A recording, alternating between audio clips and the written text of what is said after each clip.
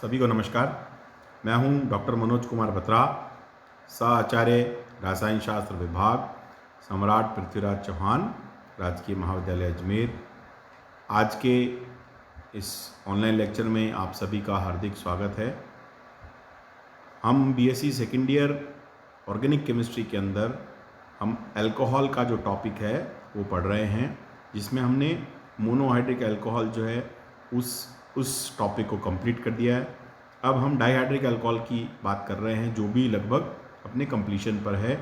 Dihydric alcohols में हमने glycol जो है उसकी हमने रिएक्शंस के बारे में पिछले टर्न पे बात की थी कि किस प्रकार से ग्लाइकॉल जो हैं उनको विभिन्न परिस्थितियों में जब हम उसका ऑक्सीकरण करते हैं तो अलग अलग प्रकार के उत्पाद बनते हैं, अलग अलग टाइप के प्रोडक्ट्स बनते हैं। इसमें स्पेशली हमने देखा था कि किस तरह से हम जो है HNO3 का यूज़ करते हैं तो अलग अलग टाइप के प्रोडक्ट्स बनते हैं। तो वो ऑक्सीडेशन रिएक्शन काफ़ी इंपॉर्टेंट है। इसके अलावा हमने ये भी देखा कि HNO3 के साथ में दो तरह की रिएक्शन है। एक जगह पर HNO3 और H2SO4 का जो मिक्सचर है, जो कि नाइट्रेटिंग मिक्सचर के रूप में जब हम उसका उपयोग करते हैं तो उसके उपयोग से हमें नाइट्रेट जो है वो प्राप्त होते हैं, डाई नाइट्रेट जो है वो प्राप्त होते हैं, जिसका जो है हमारे यहाँ पर हम अलग अलग प्रकार से उपयोग करते हैं। इसके अलावा अब हम आगे जो बात कर रहे हैं वो है लेड टेट्रा एसीटेट या पर आयोडिक अम्ल जो है, इसका उपयोग करते हुए किस प्रकार से उसका ऑक्सीकरण हम कर सकते हैं। तो लेड टेट्रा एसीटेट या पर आयोडिक अम्ल से ऑक्सीकरण विदलन, मतलब इसमें ऑक्सीडेशन भी होता है और साथ में क्या होता है, साथ में ब्रेकिंग जो है वो भी हो जाता है। यानी कि जो डायोल्स हैं वो उस कार्बन पे जहाँ पर दो OH ग्रुप जुड़े हैं उसके बीच में से वो ब्रेक हो जाता है। तो अम्लीय यानी एसिडिक या क्षारीय उदासीन परमैंगनेट जो होता है, या जो न्यूट्रल परमैंगनेट है उसका विलेन है, या अम्लीय डाइक्रोमेट यानी एसिडिक पोटेशियम डाइक्रोमेट या लेड एसीटेट जो है उसका जो है अम्ल से ऑक्सीकरण कर इनका जब हम इनको यूज़ करते हुए जब हम करते हैं तो ऑक्सीकरण करने पर जो निकटवर्ती ग्लाइकॉल है उसमें कार्बन कार्बन बंध का विदलन यानी ऑक्सीडेटिव क्लीवेज जो है वो हो जाता है, जैसे हम पहले अभी बात कर रहे थे, और एल्डिहाइड अम्ल या कीटोन जो है वो प्राप्त होता है। सो oxidation of diol with the help of these oxidizing agents, which may be acidic potassium dichromate और इट में भी एसिडिक और न्यूट्रल परमैंगनेट है ना, इनके साथ में जब हम उसका करेंगे तो हमें जो है एल्डिहाइड एसिड या कीटोन जो है वो प्राप्त होता है।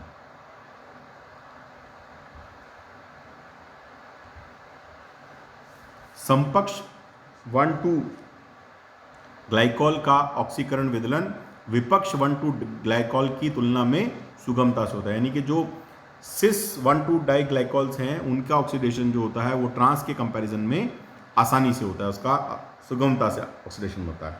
और अभिक्रिया में जो है वो चक्रीय मध्यवर्ती वो उसका निर्माण होता है, जो कि निम्न प्रकार संपन्न होता है। जो उसकी जो साइक्लिक इंटरमीडिएट है वो इस तरह से उसका निर्माण होता है। तो लेड टेट्रा एसीटेट से जो है सबसे पहले ऑक्सीकरण, उसकी रिएक्शन को अपन यहाँ देखते हैं। तो मतलब जो हमारा सिस है उसका ऑक्सीडेटिव क्लीवेज जो है वो इजीली हो जाएगा एज कंपेयर टू ट्रांस के।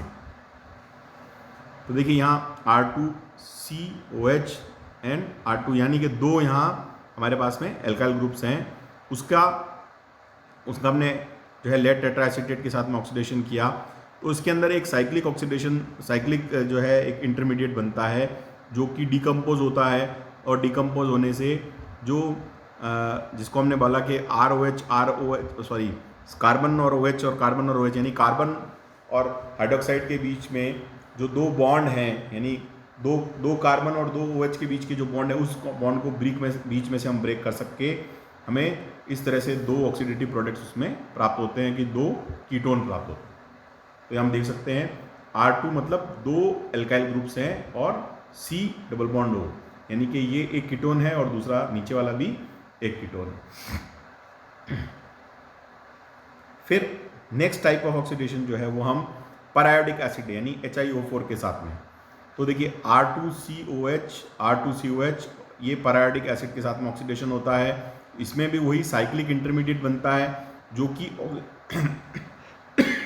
सॉरी जो कि ऑक्सीडेटिव जो है डिकम्पोजिशन होकर ऑक्सीडेटिवली जो है डिकम्पोज होकर ये हमें दो कीटोन R2C डबल बॉन्ड हो R2C डबल बॉन्ड हो हमें प्राप्त होते हैं और HiO3 हमें मिलता है।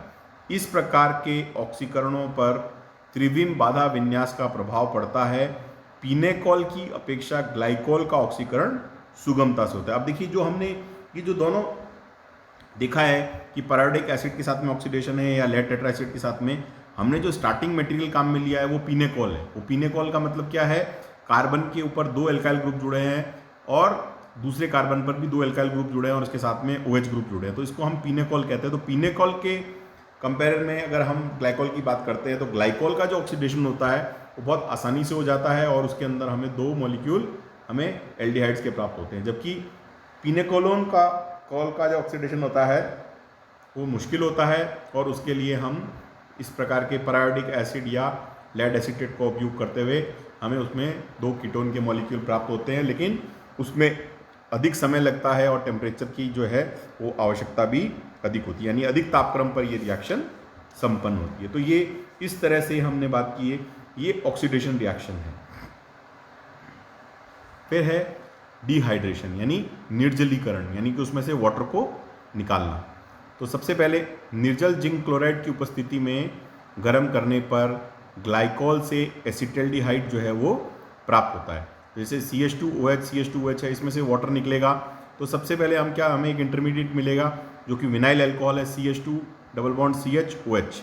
अब इसका रीअरेंजमेंट होता है और ये रीअरेंज होकर हमें एसिटल्डिहाइड जो है वो प्राप्त होता है। अब यही रिएक्शन को है अगर हम हाई टेम्परेचर पे कराएंगे तो हाई टेम्परेचर पे यानी 737 केल्विन के ऊपर अकेले या सिल्वर उत्प्रेरक की उपस्थिति में गर्म करने पर इपोक्साइड्स जो हैं वो बनते हैं। इसको हम गर्म करेंगे तो इपोक्साइड्स बनेंगे। इपोक्साइड का मतलब क्या है कि एक तरह से हम कह सकते हैं कि साइक्लिक ईथर जो है उनका निर्माण होता है। तो CH2OH एट 737 केल्विन और सिल्वर की उपस्थिति में हमें CH2O बनता है और हमें इपोक्साइड बनता है और वाटर इसमें प्राप्त होता है। इस प्रकार प्राप्त इथिलीन ग्लाइकोल की अभिक्रिया अल्कोहल से कराने पर, अभी इसको हम इथिलीन ग्लाइकोल जो है, इस प्रकार प्राप्त इथिलीन ग्लाइकोल की अभिक्रिया अल्कोहल से, यानी कि जो हमने इपोक्साइड मिला है उसकी रिएक्शन जब हम अल्कोहल से कराएंगे तो एल्किल सैलोसॉल्व जो है वो प्राप्त होता है, जो कि एक सॉल्वेंट के रूप में, विलायक के रूप में काम में आता है। तो देखिए CH2O है, जो इपोक्साइड है उसकी रिएक्शन हमने अल्कोहल से कराई CH3OH के साथ में, तो ये हमें मेथिल सैलोसॉल्व जो है वो प्राप्त होता है, जिसमें एक कार्बन पर OH समूह है और दूसरे कार्बन पर OCH3 ग्रुप है। ये सैलोसॉल्व इथिलीन ऑक्साइड के एक अन्य अणु के साथ अम्ल की उपस्थिति में संघनन करके कार्बिटॉल बनाता है। तो ये कार्बिटॉल, मेथिल कार्बिटॉल जो है उसको फॉर्मेशन के ऊपर कई बार एग्जाम में पूछा जाता है। तो वो कैसे होगा, सबसे पहले हमने देखा कि जो ग्लाइकॉल है उसका हमने क्या किया, उसका डिहाइड्रेशन किया 737 डिग्री पर सिल्वर की प्रेजेंस में, तो ये हमें जो है हम इसमें इथिलीन ग्लाइकॉल प्राप्त हुआ या इपोक्साइड प्राप्त हुआ। इपोक्साइड की रिएक्शन मिथाइल अल्कोहल से कराई तो मेथिल सैलोसॉल्व प्राप्त होता है। फिर नेक्स्ट रिएक्शन में जो मेथिल सैलोसॉल्व है ये इथिलीन ऑक्साइड के साथ में एक अन्य अणु के साथ में की उपस्थिति में ये मतलब अम्ल की उपस्थिति में संघनन करके यानी कंडेंसेशन रिएक्शन होती है और कार्बिटॉल जो है वो प्राप्त होता है, जिसमें है CH2O CH2OH और दूसरे कार्बन पर CH2OCH3। तो ये क्या है, मेथिल कार्बिटॉल कहलाता है। तो इस तरह से मेथिल कार्बिटॉल का निर्माण जो है वो होता है, जो कि कई बार एग्जाम में पूछा जाता है। उसके बाद में ये नेक्स्ट रिएक्शन जो है वो है फॉस्फोरिक अम्ल के साथ गर्म करने पर पॉलीइथिलीन ग्लाइकॉल जो है वो हमें प्राप्त होता है। देखिए अगर फॉस्फोरिक अम्ल H3PO4 के साथ गर्म करेंगे तो सबसे पहले पॉलीइथिलीन ग्लाइकॉल बाद में प्राप्त होगा, पहले डाई इथिलीन ग्लाइकॉल मिलेगा, क्योंकि जो कि 2 मॉलिक्यूल्स के कंडेंसेशन का प्रोडक्ट है, यानी कि 2 मॉलिक्यूल ग्लाइकॉल के मिलेंगे तो उनके कंडेंसेशन से हमें डाई इथिलीन ग्लाइकॉल जो है वो प्राप्त होता है। और डाई इथिलीन ग्लाइकॉल जो है इसकी पुनः अल्कोहल से अभिक्रिया करने पर डाइग्लाइम जो है वो प्राप्त होता है, जिसके बारे में भी अपन आगे बात करते हैं। क्योंकि यहाँ पर डाई एथिल ग्लाइकॉल जो है, जो इसकी बात हमने भी की है, इसकी पुनः अल्कोहल से यानी कि CH3OH से रिएक्शन कराएंगे तो दोनों अल्कोहल मॉइटी जो थी, जो हमने पहले देखी है, इनका कंडेंसेशन होने से जो प्रोडक्ट बना, उसमें जो दोनों OH समूह हैं उस पर मिथाइल समूह सब्सटीट्यूट हो जाएगा, तो हमें एक प्रकार का ईथर जो है, डाई ईथर जो है वो प्राप्त होगा। इसका नाम है डाइग्लाइम। तो ये जो डाइग्लाइम है ये क्या है, ये इसमें एक तरह से आप देख सकते हैं कि 3 ईथर मॉइटीज़ हैं। 2 ईथर तो OH समूह के मिथाइल अल्कोहल से रिएक्शन से बनते हैं और तीसरा ऑलरेडी ऑक्सीजन जो है वो बीच में है, तो ये हमें प्राप्त होता है। फॉस्फोरिक अम्ल की अधिक मात्रा और ताप परिवर्तन करके डेका इथिलीन ग्लाइकॉल तक बनाया जा सकता है। पॉलीइथिलीन ग्लाइकॉल गम, रेजिन और सेलुलोज आदि में विलायक के रूप में काम में आता है। देखिए हमने सबसे पहले देखा था कि जो फॉस्फोरिक एसिड के साथ गर्म करने पर जो है वो फॉस्फोरिक एसिड के साथ गर्म करने पर हमें पॉलीइथिलीन ग्लाइकॉल प्राप्त होता है। तो ये जो पॉलीइथिलीन ग्लाइकॉल है ये क्या, इसका क्या काम है, ये गम में, रेजिन में, सेलुलोज, इन सब के सॉल्वेंट के रूप में जो है वो काम में आता है। और हम भी रिएक्शन की जो कंडीशंस हैं उसको चेंज करके, यानी फॉस्फोरिक एसिड की जो है जो कैटलिस्ट है उसको ज़्यादा क्वांटिटी में यूज़ करके, टेम्परेचर को चेंज करके हम डेका इथिलीन जो है वहाँ तक भी हम जा सकते हैं, ग्लाइकॉल तक जा सकते हैं। हमने देखा था डाई इथिलीन, हम उसको डेका इथिलीन तक भी प्राप्त कर सकते हैं। फिर नेक्स्ट है सांद्र H2SO4 के साथ आश्वित यानी डिस्टिलेट करने पर इथिलीन ग्लाइकॉल 1,4 डाइऑक्सेन बनाता है, जो कि एक औद्योगिक विलायक के रूप में प्रयुक्त होता है। यानी कि 1,4 डाइऑक्सेन बनेगा किसके साथ में, H2SO4 के साथ में जब कंडेंसेशन कराएंगे।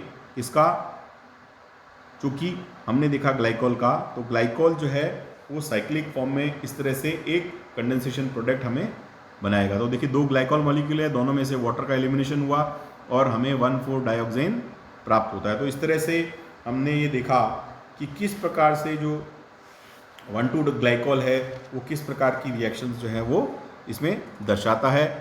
आज हमने मुख्य रूप से जिनके बारे में बात की है वो हाइड्रेशन रिएक्शंस के बारे में बात की, रिएक्शन विद फॉस्फोरिक एसिड के बारे में बात की, और कुछ ऑक्सीडेटिव प्रोडक्ट्स जो है डिफरेंट ऑक्सीडाइजिंग एजेंट की प्रेजेंस में जब होते हैं तो किस प्रकार से बनते हैं उनके बारे में बात की। इसके बाद में अपन नेक्स्ट नेम रिएक्शन पिनेकोल-पिनेकोलॉन रीअरेंजमेंट के बारे में नेक्स्ट टर्न पे बात करेंगे। आप सभी का बहुत बहुत धन्यवाद।